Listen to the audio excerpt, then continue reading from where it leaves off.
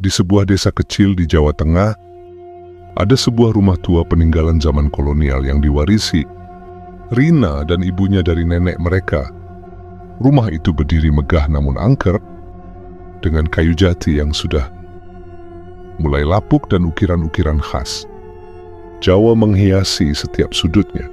Di ruang tamu, ada sebuah payung tua berwarna merah gelap dengan gagang kayu yang unik, diukir dengan motif bunga dan ular yang melingkar. Payung itu selalu tergantung di dinding, tersimpan rapi seperti disakralkan. Tak ada yang pernah menyentuhnya, dan Rina tidak pernah memikirkannya lebih jauh sampai ia membuka payung itu.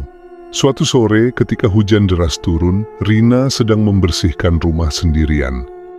Saat menyapu di ruang tamu, ia tak sengaja menyenggol payung tersebut hingga jatuh ke lantai. Rina yang sejak kecil tumbuh di perkotaan, merasa heran kenapa payung itu tidak pernah dipakai, padahal masih terlihat kokoh.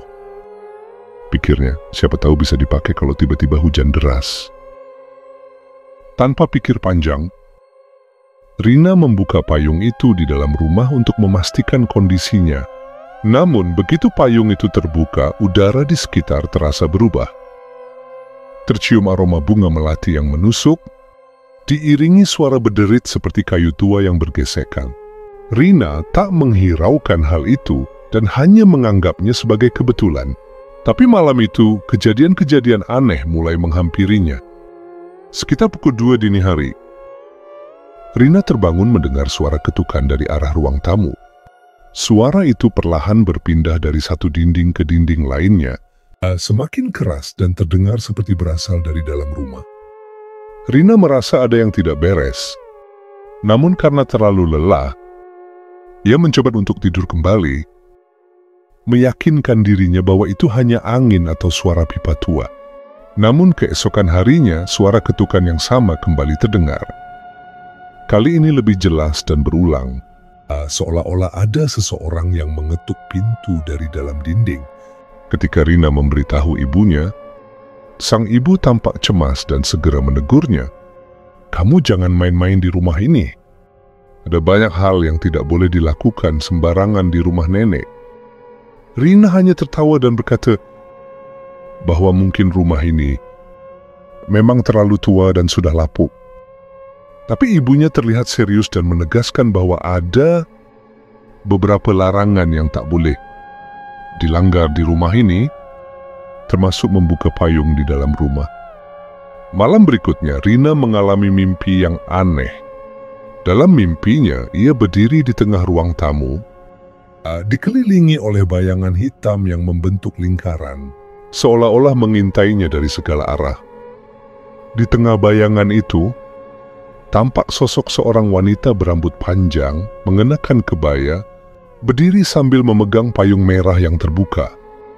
Wajahnya tak terlihat jelas, namun sorot matanya tampak dingin dan penuh amarah, menatap Rina seolah tak rela atas keberadaannya di rumah itu.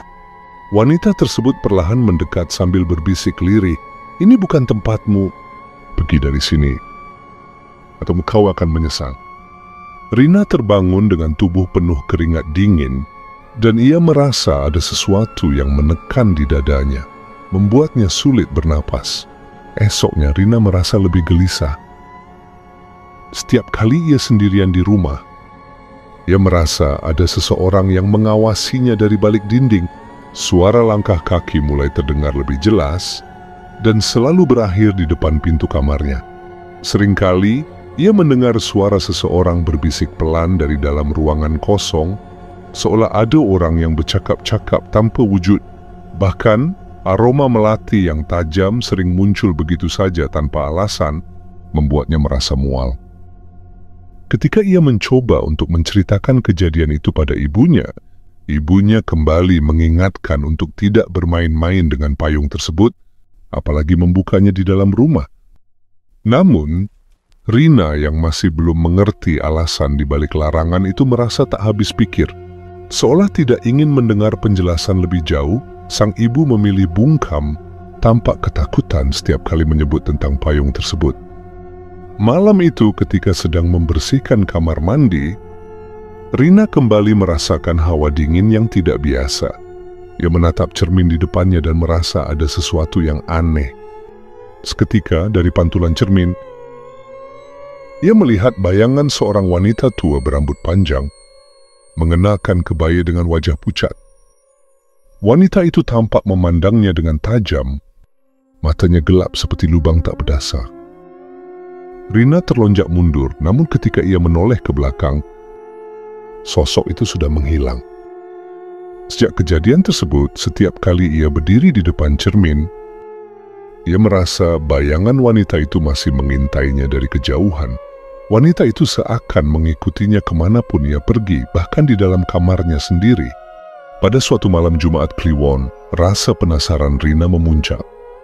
Meski ketakutan, ia memberanikan diri untuk kembali membuka payung itu di tengah ruang tamu. Ia berharap dengan membuka payung itu sekali lagi, gangguan tersebut akan berhenti. Namun yang terjadi justru sebaliknya. Begitu payung terbuka, lampu rumah berkedip dan suara ketukan semakin keras. Terdengar suara tawa pelan seperti suara wanita tua yang mengerikan. Dari arah dapur, muncul bayangan wanita dengan payung merah, mendekati Rina perlahan sambil tertawa. Wajah wanita itu terlihat pucat, matanya hitam legam, seolah-olah memancarkan amarah yang tertahan. Rina hanya bisa berdiri terpaku, gemetar tak mampu bergerak. Sosok wanita itu berhenti tepat di hadapannya dan berbisik, "Kau tak seharusnya di sini. Ini milikku." Rina menutup mata, merasa napasnya sesak, dan begitu ia membuka mata kembali, sosok itu lenyap begitu saja. Namun aroma melati itu masih tercium begitu kuat, dan suara bisikan itu seolah terus terngiang di telinganya. Esok paginya, Rina bercerita pada tetangga sebelah, kakek Sastro yang sudah tinggal di desa itu seumur hidupnya. Kakek Sastro tampak terkejut saat mendengar bahwa Rina membuka payung tersebut di dalam rumah. Dengan nada serius, ia menceritakan bahwa nenek Rina dulu memiliki penunggu yang dipindahkan ke dalam payung merah itu sebagai penjaga. Menurutnya, payung tersebut adalah benda bertuah yang tak boleh sembarangan dibuka di dalam rumah karena bisa mengundang makhluk-makhluk tak kasat mata. Payung itu adalah medium antara dunia kita dengan dunia mereka, ujar kakek Sastro Pelan. Dengan membukanya di dalam rumah, kamu mengundang mereka masuk. Itu sebabnya pamali membuka payung di dalam rumah, karena kita tak tahu siapa yang mungkin akan datang. Rina merasa semakin takut dan memutuskan untuk melakukan sesuatu. Bersama kakek Sastro, mereka melakukan ritual sederhana untuk menenangkan penunggu yang marah. Mereka membawa payung tersebut keluar rumah, menutupnya, dan menaruh sesajen di sekelilingnya sambil memanjatkan doa. Dalam ritual itu, kakek Sastro berpesan pada arwah penunggu untuk kembali ke alamnya dan tidak mengganggu penghuni rumah. Akhirnya setelah ritual selesai, suasana di rumah kembali normal.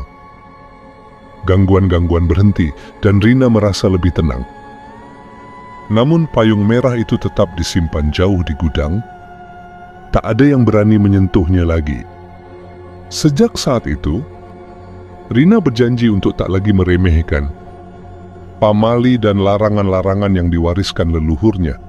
Kini ia mengerti, kadang hal-hal sederhana, seperti membuka payung di dalam rumah bisa mengundang sesuatu yang tak kasat mata.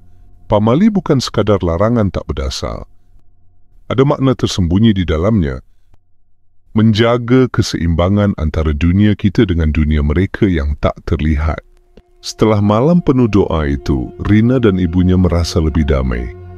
Mereka mencoba menjalani hari-hari tanpa rasa takut, yakin bahwa doa dan penghormatan pada nenek, buyut mereka telah menyelesaikan semuanya. Meski demikian, ada sesuatu yang tak bisa dihilangkan dari pikiran Rina. Ia seringkali masih merasakan seolah-olah ada yang mengawasi, terutama di ruang tamu di mana dulu payung merah itu tergantung. Suatu sore ketika Rina membersihkan rak buku lama di ruang keluarga, ia menemukan sebuah buku harian tua milik nenek buyutnya. Halaman-halamannya sudah menguning dan tinta tulisannya mulai pudar, namun di antara barisan kata yang samar, Rina menemukan catatan-catatan yang menyebutkan penjaga payung. Di situ tertulis bahwa payung merah itu sebenarnya bukan sekadar warisan, melainkan benda bertuah yang diberi kekuatan untuk melindungi keturunan keluarga dari malapetaka. Namun ada satu peringatan yang tertulis dengan jelas. Payung ini harus tetap berada di dalam keluarga. Jika dibuang, ia akan kembali dengan amarah yang lebih besar. Rina tertegun. Bayangan ritual yang dilakukan kakek Sastro untuk mengubur payung merah itu melintas di benaknya. Pikirannya melayang, apakah arwah nenek buyut merasa dilupakan dan kini kembali untuk menuntut haknya? Meski perasaan takut mulai merayap, ia berusaha berpikir jernih, berencana membicarakan ini pada kakek Sastro. Namun sebelum ia sempat bertindak, malam berikutnya kejadian aneh kembali terjadi. Sekitar tengah malam, Rina mendengar suara langkah-langkah berat di lorong rumah, diikuti suara ketukan keras dari dalam dinding ruang tamu. Dengan gemetar, ia bangkit dan menuju ruang tamu. Di sana, di dinding tempat payung itu dulu tergantung, ia melihat bayangan samar sebuah payung terbuka. Aroma melati menyeruak begitu kuat hingga membuatnya pusing, dan sosok bayangan nenek buyut tampak kembali, kali ini dengan ekspresi lebih tegas. Sosok itu melangkah perlahan ke arah Rina, dan meskipun takut, Rina merasa seolah ia harus mendengarkan. Dalam keheningan malam, suara bisikan terdengar, "Jangan abaikan warisan ini. Aku selalu di sini, melindungi. Jangan pernah lepaskan penjagamu." Rina akhirnya memahami bahwa warisan ini bukan hanya benda mati. Payung merah itu adalah simbol ikatan antara dunia nyata dan leluhurnya, sesuatu yang tak bisa begitu saja dibuang. Dengan hati-hati, ia memutuskan untuk menemui kakek Sastro dan meminta bantuan untuk mengambil kembali payung tersebut dan menghormatinya sesuai adat. Esok harinya, dengan bantuan kakek Sastro, Rina dan ibunya membawa payung merah itu kembali ke rumah. Mereka melakukan ritual penghormatan sekali lagi dan menggantungnya di tempat semula. Sejak itu ketukan-ketukan berhenti dan aroma melati tak lagi muncul. Namun setiap kali Rina melewati payung tersebut, ia merasakan kehadiran nenek buyut yang damai, seolah payung merah itu akan tetap menjadi penjaga mereka, selalu hadir, tetapi tanpa mengganggu selama mereka mengingat untuk menghormatinya. Namun pada suatu malam, ketika Rina tanpa sengaja melihat bayangan payung di dinding ruang tamu, ia mendapati bahwa bayangan itu kini tampak seperti sosok wanita yang tersenyum. Rina tersadar bahwa nenek buyutnya mungkin tidak akan pernah benar-benar pergi, tetap tinggal di antara mereka sebagai pelindung sejati selama mereka menjaga ikatan tradisi keluarga itu.